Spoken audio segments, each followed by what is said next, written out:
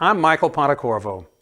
Welcome to Laguna Woods Publishing Club's Storytelling in September. For the next 60 minutes, 5 Laguna Woods writers will read from stories that they have written. The pieces range from real-life adventures to poetic descriptions of personal experiences.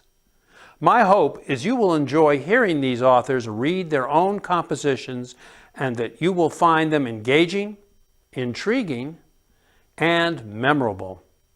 So, without further ado, let's begin.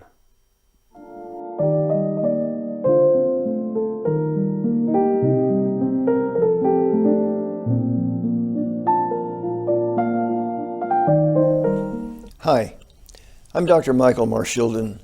I was blessed to be a pediatric general surgeon for over 40 years. The story I'm about to tell happened in my first few months at Stanford Medical School. The title is Gross Anatomy and Marilyn.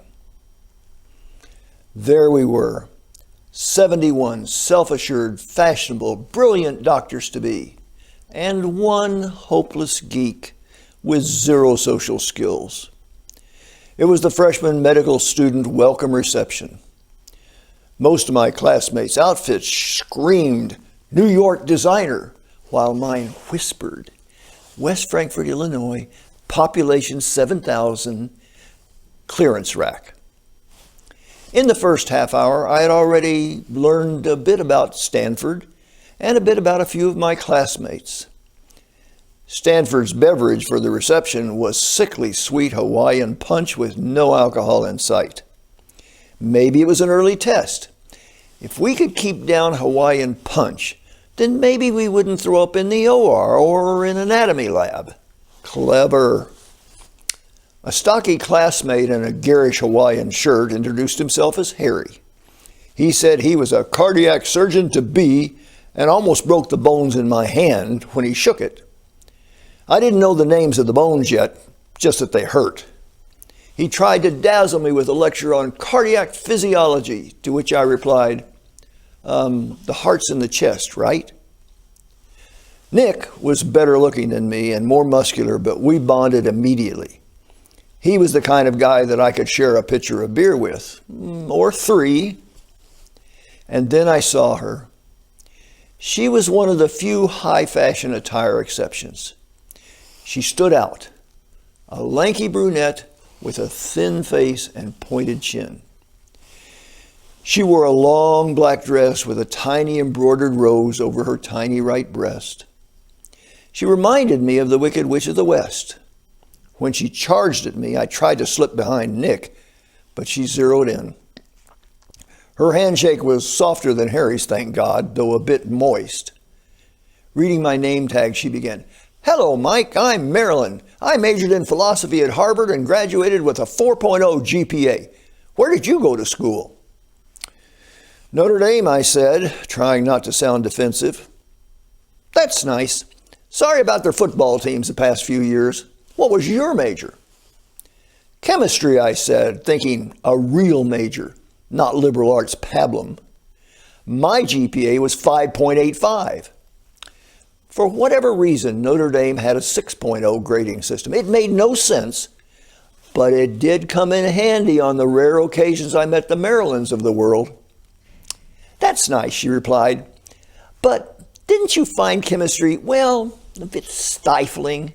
I mean, science is fine and all, and we are going into medicine, but I always found science courses so, well, narrow," she said with a half grimace, as if the thought was distasteful.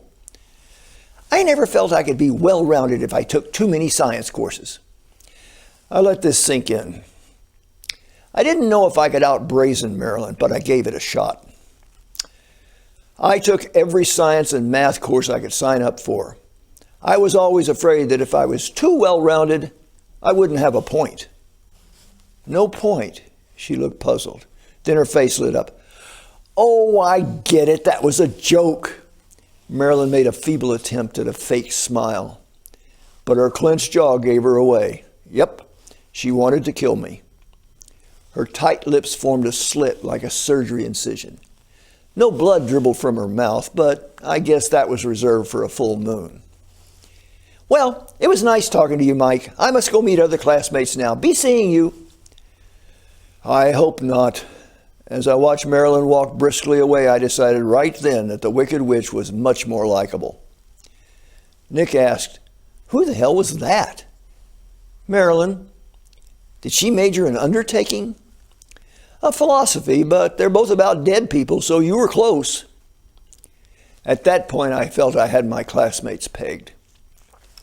Harry was the most arrogant, Marilyn the most obnoxious, Nick the most fun, and me the most judgmental. A few days later, we began gross anatomy. We entered a large, dark room in the bowels of the medical school. Small, high windows let in shrubbery-filtered light.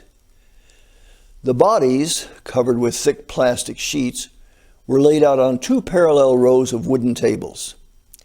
The dangling lights over each table made the room look like a gloomy pool hall, but the smell was formaldehyde, not cigar smoke. The body mounds were long, short, obese, with some so thin the sheets were almost flush with the table. An occasional foot, some with painted toenails, stuck out from the plastic. The temperature was around 50 degrees. Everyone was shivering, or maybe they were trembling. All we were missing was the crypt keeper.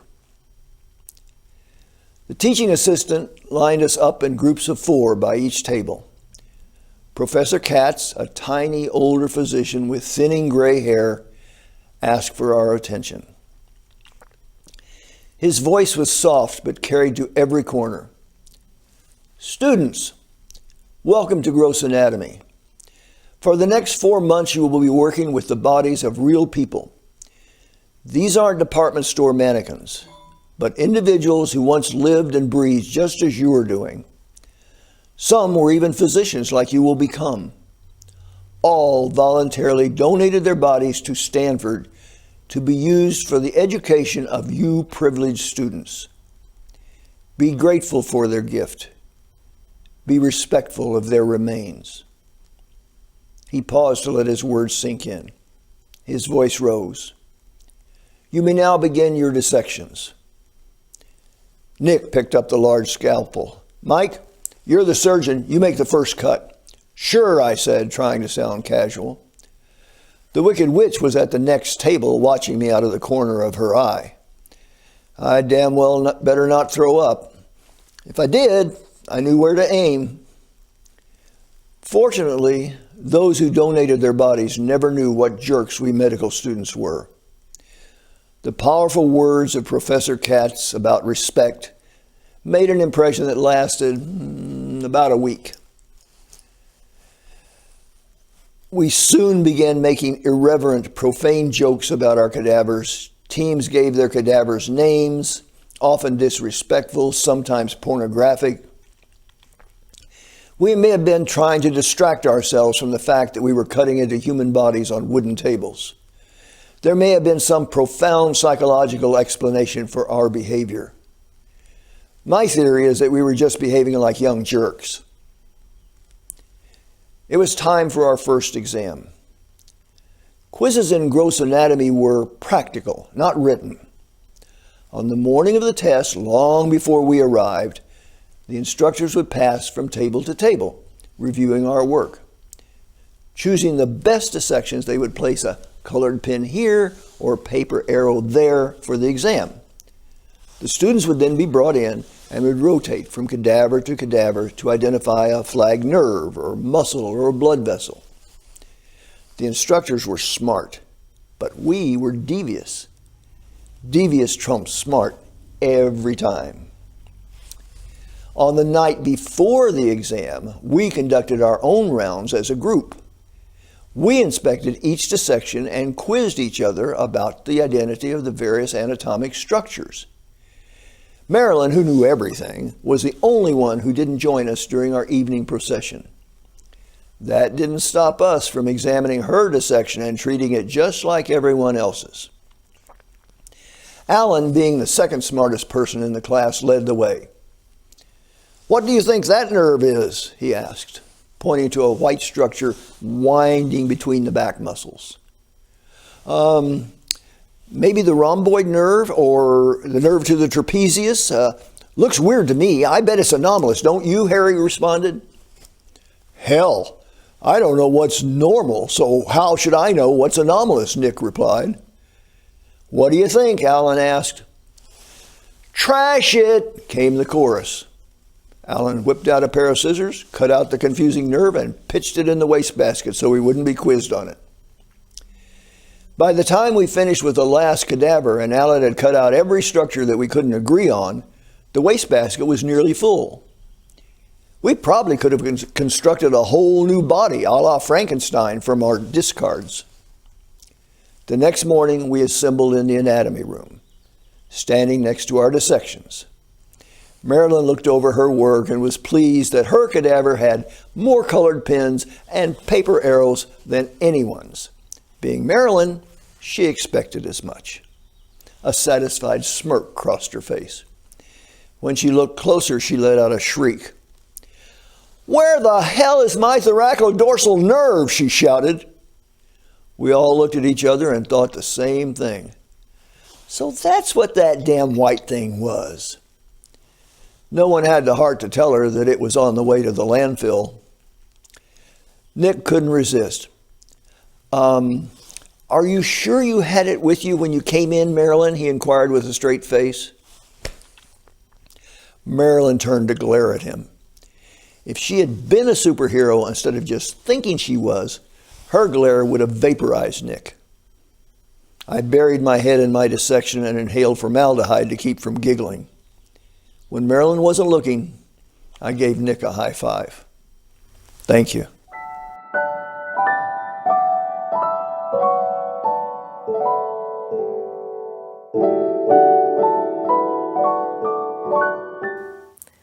Hello, I'm Gayle Slayton and I write poetry. The poems I'm reading today are about a dear friend of mine from Tucson, Arizona, during her final year of life. She died when she was 59 years old. My first poem is titled, For the Love of a Friend. I was in the process of coming back to life. She was fighting to stay alive. My search was for meaning and connection. Her demon, the fear of letting go. Travel, she said, be my eyes and ears, bring back stories of faraway places. I wanted to stay, take in every moment, and be her companion on her journey home. She turned away, pushing me to go. I'll be waiting, she said. I'll be with you in spirit. I traveled to Europe, exploring wines in France, Picasso in Spain, spices in Marrakesh. I brought back pictures and stories, exotic treats. Her face lit up from her chair. I traveled cross-country, saw the White House, Broadway plays, and felt Woodstock's own rhythm. I brought back stories of hippie days, immigrants' struggles, government pomp and circumstance. She smiled from her bed, small and fragile, body weak, spirit still fighting. We both left Tucson in summer, she to the coast of Oregon, to feel the ocean once more and surround her final days with old friends. I started my yearly tour from LA to Seattle. Nomad life of visiting my family, full suitcase and heart. The need was strong to see her once more, to be in her world in Yachats, a small coastal village. I arrived just in time. Without words, she lay in bed, took my hand to her lips, giving a kiss of recognition. I got to know her true self in that momentary gesture. She seemed content. Her spirit was home. And through her eyes, I saw the Oregon beaches, quaint sleepy town, peacefulness of nature. I'm back in Tucson now. She found her final resting place. I'll bring her spirit with me as I walk the All Souls procession in her memory. This next poem is about my grieving for my lost friend. Its title is The Offering Tree. Deep in the forest stood the tree of all trees, the mother, the tree of life, surrounded by a field of golden energy. It gleamed in the filtered sunlight, beckoning her to come closer. She had a heavy heart, grieving for her lost friend taken too soon. Coming upon this magnificent tree, she opened her arms and hugged the trunk. Tears spilled out. Wailing began. The tree offered its strength and presence for her to be seen and heard. She wasn't alone. The tree offered its healing energy for her to feel compassion and peace. After a long while, she stepped back, acknowledging the tree's gifts. She thanked the tree for holding her pain until it transmuted to joy of remembrance, which she carried home with a full heart. Thank you for listening. And yes, the tree is real.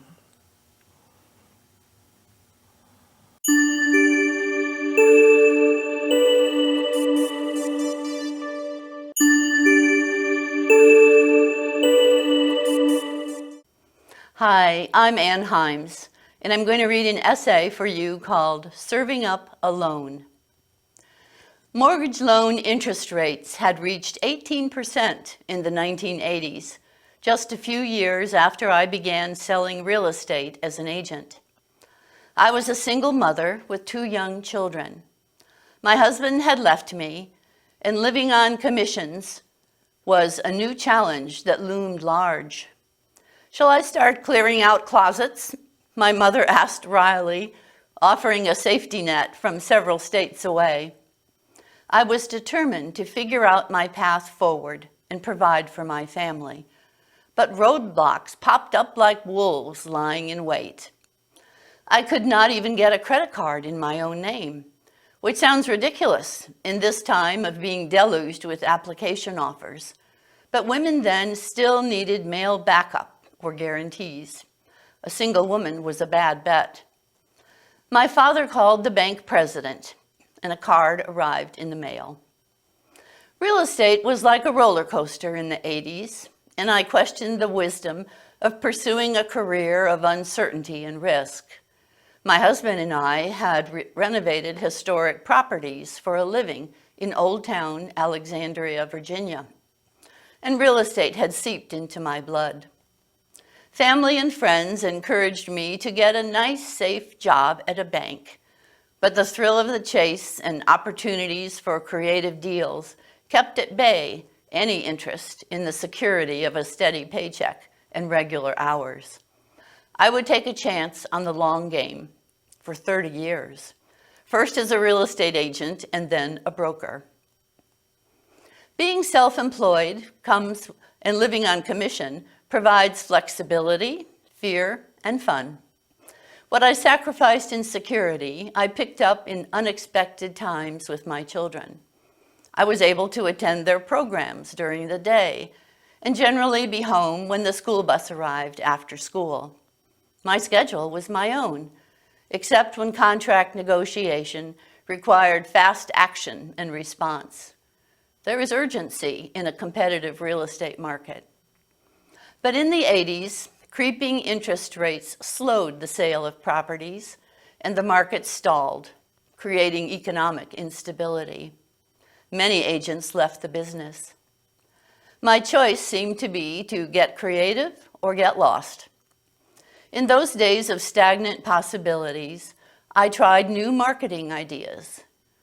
I offered a donation to the local high school college scholarship fund for every transaction. I wrote ads with more engaging hooks. For example, wanted 12-year-old millionaire for a house with quirky built-ins and a fireman's pole. I reduced commissions. Trying to find a listing for a buyer in a specific neighborhood, I wrote a letter to each homeowner on bright pink paper. One woman responded that she received lots of solicitations to sell, but loved the pink letter. I sold her house. My favorite burst of creative wrangling, however, came with a first-time buyer. She was fresh out of medical school and had a load of school debt. We found the perfect house, but she could not seem to qualify for financing with her new job, and we had run out of conventional options with banks and mortgage brokers. The system was not even interested in taking a chance with a single woman, even a doctor. In desperation, I met with the president of the small homegrown family bank that had helped with my credit card. "You need to think long term," I urged. "She would be a wonderful customer of the bank." I pleaded my case and then closed with an emphatic, "What can I do to get this loan?" Silence.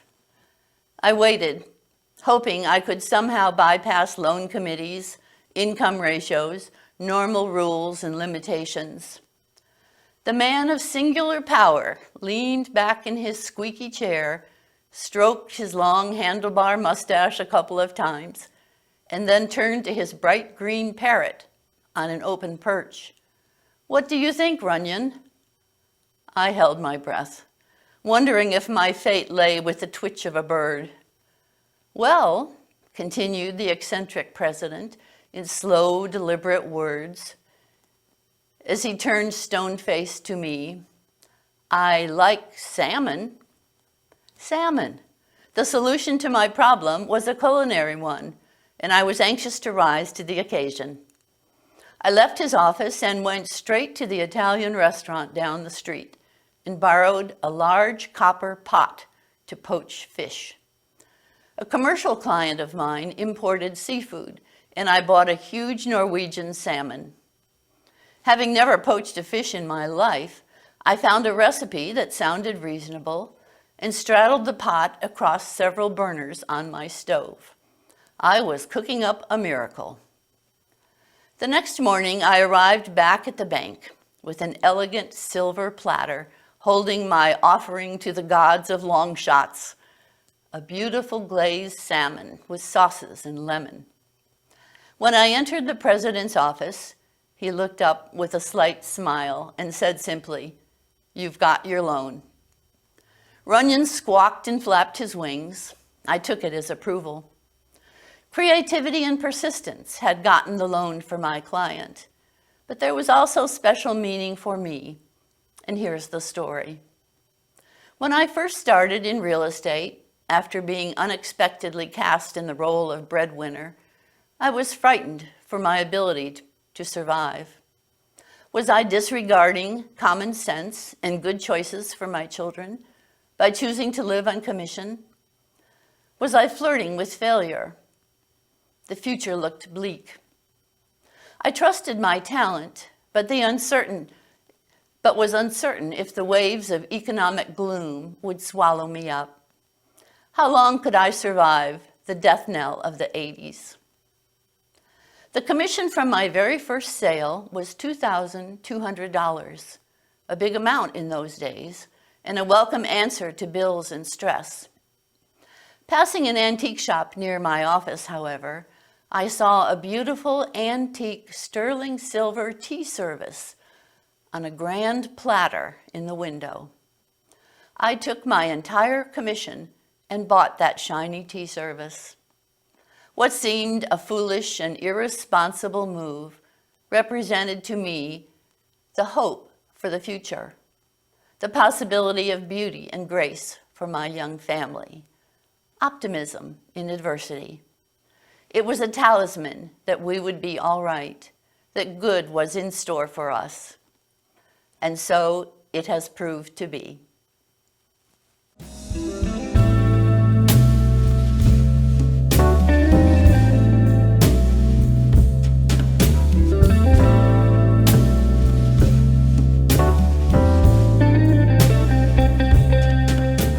everybody. My name is Jack Mullen. I'm going to tell you a story today about a criminal case that I worked on the San Diego Police Department. I was working in the San Diego Police Department's Criminal Intelligence Unit. The same place I was working when I told you the story about providing protection for the Prince of Wales, now King Charles, when he visited our city. This day was a Friday, August 9th, 1974, 49 long years ago. Secretary Lena Kent said, "Sergeant Mullen, the chief is on the line for you." What have I done this time? Chief Ray Hubler calling a sergeant directly? "Yes, Chief. You want me to go to Steakhouse Il Meglio and talk to Anthony Pappas." Okay, because a woman walked into his office, said she wanted her husband killed, and asked Mr. Pappas to find a hitman for her. "Yes, I got it, Chief. You say Pappas ushered her out of his office and phoned you." Well, murders for hire. That was a job for my team, all right. We had worked serial burglars, serial rapists, a bunch of stuff. Want your wife killed or your Uncle Louie knocked off? We're the people who can help you. I went to see Mr. Pappas, member of a prominent San Diego family, owners of several businesses, plus a racetrack in Mexico. Some people believe the Pappas family were organized crime figures, part of the mafia. As a cop working in criminal intelligence, I knew they were not. They were successful businessmen. Yes, a few brushes with the law, involving some white-collar crime. Yes, that happened. So, Anthony Pappas told me that a few months before, a woman named Norma Winters had closed an escrow for him in El Centro, California, 100 miles east of San Diego. And he had sent flowers to the staff as a gesture of thanks. An hour ago, Winters had walked unannounced into his office.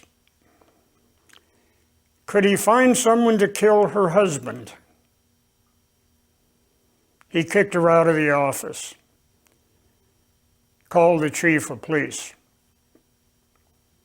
I got the escrow company phone number from Mr. Pappas's secretary. When I got back to my office, I looked around the room. I chose Detective Ron Zerbe, that's Z-E-R-B-E. He was going to be my rent-a-killer. Ron and I went back to patrol days together. He was tall, goateed, mischievous gleam in his eye at all times. Ron made a tape-recorded phone call to Norma Winters. "My name is Al from San Diego. I understand there's something you want done." After a bit of discussion and hesitation on her part, Norma Winters said they should meet Tuesday, August 13th at noon at a Denny's restaurant off of Interstate 8 in El Centro. I picked 5 of my detectives, each in their own undercover car. "We are going to El Centro," I told them. "It's going to be hot. Bring your toothbrush and a bathing suit." On a case like this, you never knew where it would lead you. And in surveillance work, the more cards, the better.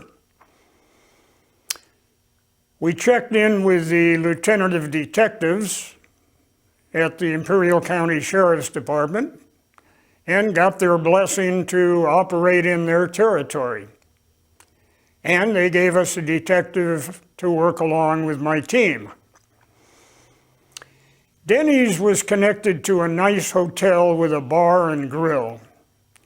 Ron Zerby, who would be known as Al this day, was in the bar getting loose for his appointment with Norma Winters in the adjoining restaurant. Ray Albright was in our undercover van monitoring the on-body recorder that Al wore. Windows closed tight, no air conditioning, 114 degrees outside. The van was a steam bath. I stepped in to check on Ray. The meeting was half an hour away yet. Ray Albright is a big guy. He had stripped to his jockey shorts. He is bald. Sweat rolled down onto his face. When people rag him about being bald, he tells the cops in the squad room that a man loses exactly one hair every time he makes love. Is it going okay, Ray? Fine, Sergeant, but when this case is over, I'm going to kill Zerby. What's the matter, Ray? What's the matter? Take a listen, what's the matter? He handed me the headset. I listened. Zerby's voice. Zerby knowing Ray was listening to his every word. Bartender, a few more ice cubes for my scotch, and could you turn the air conditioner down just a bit? It's getting a little chilly. The meeting with Zerby and Norma Winters went fine. As agreed on the phone call, she brought pictures of her husband, pictures of his car, some front money for Al, a sketch of the route that her husband drove to work. Norma Winters was curious. Who sent you? Al brushed off the question. Why do you want me to kill him? Norma Winters said he had been molesting their 18-year-old daughter for 6 years. She had just found out about it. He's a U.S. Customs officer, Al. He goes to work at midnight at the Calexico border. Are you sure you want to do this job? I'd kill your mother if the price was right, Al told her on the tape recording. I decided we would let Norma drive back to the escrow company. A short time later, I and the Imperial County detective walked in on her. We received information that your husband may be in danger. I said, we heard somebody may want to harm him. Do you know anything about that? Norma Winters said she was shocked to hear that news. Okay, I said, we need you to come to the sheriff's office so we can interview you. Get more information from you. We really need your help, Mrs. Winters. She willingly came. Said she could not believe what she was hearing. We Mirandized her. She waved. She denied everything. Ron Zerby walked into the room right on schedule, his badge hooked onto his belt. Hi, Mrs. Winters. I knew you were a damn cop, she said. So she confessed to us on tape. She told us her husband had been molesting their teenage daughter. The Imperial County detective and I drove to the Atkins house in Holtzville, 10 miles from El Centro. A 12-year-old boy came to the door. We're cops, son. We need to see your father. The kid took us into the kitchen. Bruce Winters was sitting on a stool hairy, barrel-chested guy. His only clothing? A pair of boxer shorts. I had the feeling that might be his regular uniform around the house. "What do you guys want?" Bruce Winters said. He struck me as the kind of guy that could irritate you just by saying good morning to you. We pivoted and pretended we were leaving. Over my shoulder I said, "Nothing that important, we're cops. We just arrested your wife for hiring one of my undercover detectives to kill you. Give us a call tomorrow if you have any questions. We're out of here." Of course, he went bananas. "No, you gotta be kidding." "What?" "No, I never touched my daughter. She's in San Diego right now with her relatives." I called my office, arranged for a detective to interview the daughter. Nice try, but the relatives would not allow my detective to speak with her. Someone had gotten to them already. Well, while Norma Winters was getting her cell assignment in the Imperial County Jail, my team spent San Diego's per diem meal money in the hotel bar. So, we would not be allowed to interview the 18-year-old daughter. Well, we'd go with what we had. Were Norma and her daughter being truthful about the molesting? We would put it all into the courtroom stew pot and see how it came out. 72 hours later, on August 16th, Bruce Winters shot and killed himself. He left a handwritten note for his son. Told his son it was fitting that he shot himself on this farm where, well, it was there where he and Norma had first been happy. Emphasized to his son he had not done the things he was being accused of. Told his son to grow up to be a good man. So how did the case come out? Well, that's why I'm here today. The defense attorney, Milton J. Silverman, one of the very best, convinced the jury that Norma Winters had been under a hypnotic spell when she solicited the murder. Therefore, she could not form the intent to commit a crime. It was the first time hypnosis had been successfully used as a criminal defense in California.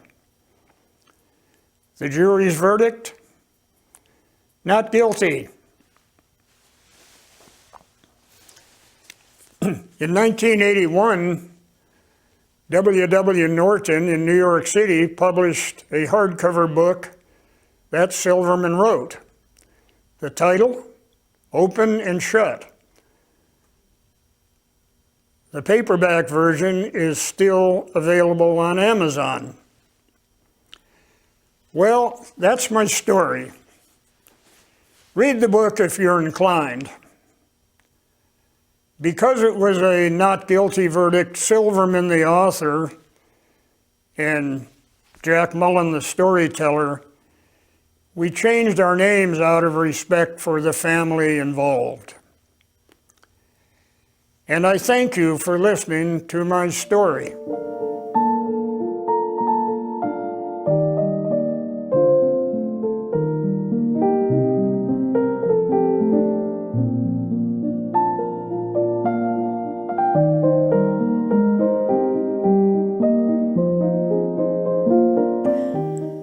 Hi, I'm Sunshine Lutey, and I have 2 poems that are based on reality for you today, and then a fantasy story that has some reality in it too. 1998, I'm living a dream. Oh, I was quite sure it just couldn't be. I couldn't believe it had happened to me. Romance is for books. It's pure fantasy where you find your true love and you live happily. But into my world of reality came a live walking dream. He was talking to me. I couldn't believe it had happened to me, this fairy tale theme. I'm living a dream. Together for life was just what we planned as I talked to my love and I accepted his hand. We shared all our dreams, school, work, family. Then we started our lives and we lived fearlessly. And so my sweet love and I continued to fly. We walked hand in hand with dreams to the sky. I didn't believe it could happen to me, this fairy tale theme. I'm living a dream. And although I'm alone now, I experienced this fairy tale magic twice in my life. First with Lloyd, and then with David. What will I do? This is 2023. What will I do? Where will I go? I must confess, I really don't know. Might go to Vegas, I could drive. With family there, I would thrive. What else might I do? I have skills to revive. Music and writing will keep me alive. In Colorado and Wisconsin, with family might visit. Could be fun there, at least for a little bit. With family and friends, could take a cruise. Might chase away depression and blues. Some good ideas, but I really don't know. What will I do? Where will I go? I must confess, I really don't know. The Lonely Glass. When David was still with me, I tried to find a gentle way to encourage him to carry his empty glass from the kitchen sink on his way from the couch to the bedroom. I told him, honey, think about how lonely this glass gets sitting all night by itself. David responded, not quite how I wanted, but his answer caught my imagination. That sounds like a good title for a story, The Lonely Glass. I thought about it. I just might write that story. And I did. And here it is. I am a clear 12-ounce glass, and this is my story. David did it again. He got up from the couch and left me sitting on the corner table. I spoke loudly. Please leave the light on. Perhaps he didn't hear me. The room was totally dark. I continued talking. You know, the kinds of molecules that course through your body? Well, I have similar kinds of molecules, and I get lonely. In fact, I'm lonely most every night. As I sat in the pitch black room, my body began to adjust to the darkness. I could see tiny lights glowing on the silent TV and on other electronic equipment. I looked around me and found I wasn't truly alone.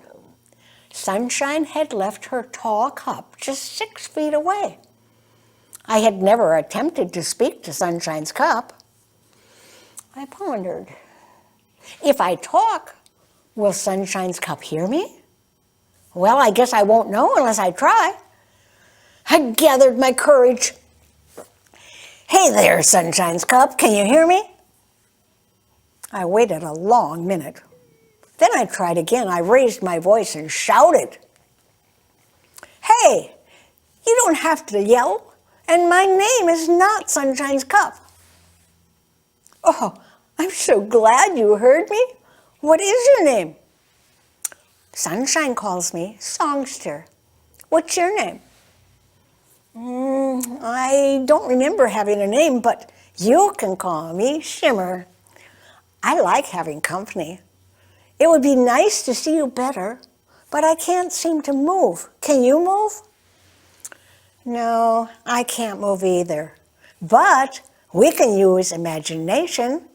I know you've seen me sitting here when the light was on. Just use your imagination and you'll see me clearly. My what?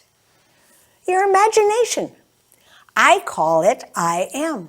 You know, like when you said it would be really nice to see me better, you started to use your I am. If you concentrate hard on your memory of seeing me, your I am will kick in and you will really see me. I'm trying. Oh, I do. This is so great.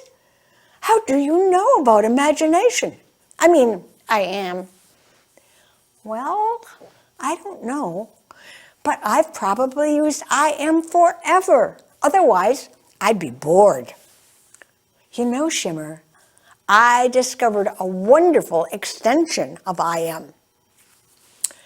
I was in the bedroom and overheard a conversation between David and Sunshine. He invited her to go to Paris on his magic carpet. They were lying in bed, and she agreed. Then I heard them talking about all the sights they were seeing in Paris. That's how I learned about the magic carpet. Can you see the beautiful blanket on Sunshine's chair? Wouldn't you like to fly with me on my magic carpet? Use your I am.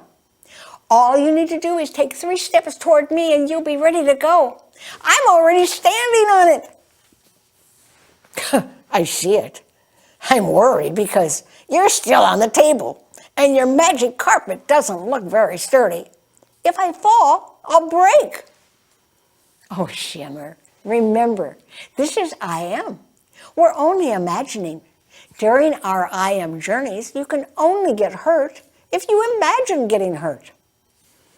Okay, here I come, songster. Hey, I really like standing close to you on your magic carpet. Where should we go? Well, I was in the kitchen with Sunshine yesterday. She was talking to herself. She does that a lot, you know. She said she would like to see Victoria Falls. Have you heard of it? Yeah, David was listening to TV. I discovered it's located on the Zambezi River in Africa. Shall we go there? Let's do it. Are you ready? Off we go! Songster, I am scaring me. We're flying too fast and too high. I don't like it. No problem, Shimmer. You're in control. Take us a little lower, a little slower. But listen, I hear the roar. Can you see the beautiful falls? No, Songster, no, I don't like it. I'm scared. Okay, Shimmer, new plan. We'll ride our magic carpet to the ocean beach. We'll land on the sand. In fact, here we are. Oh, I love it, Songster. Let's just sit here and listen to the crashing waves. Shimmer, that's my favorite thing to do. We'll stay until the tide starts to come in. They stayed for several hours at Laguna Beach, enjoying the sights and sounds while watching surfers ride the waves. Songster, the waves are coming closer. I think we should go. Let's do it, Shimmer. Here we go. Whee! We're back on our tables. Did you have fun? Oh, yes, Songster. What an adventure. Can we do it again? Well, when David leaves you on his table and Sunshine leaves me on her table, we'll fly to many exotic places. Oh, thank you, Songster, for introducing me to I Am. You know, I'll never be lonely again. Thank you. We hope you enjoyed the show and were informed and entertained. Many people think about writing a book or a poem, but never get around to it. The Publishing Club is a place to get the support, knowledge, and resources to begin and sustain that process. Your stories can make a difference. Write them down and share them. If you would like more information on the authors in this show and where their books are available, please visit our website, Pub Club LW. The website also contains an application to join the publishing club and useful information on how you can publish your own writing. We hope you will attend the annual Authors Forum on Wednesday, October 18, in Clubhouse 3, the Performing Arts Center. It will be from 2 p.m. to 4 p.m. Many Laguna Woods writers will be there, their books ready to tell you how they did it. We are glad you could join us for this second edition of Storytelling in September. And until next time, goodbye.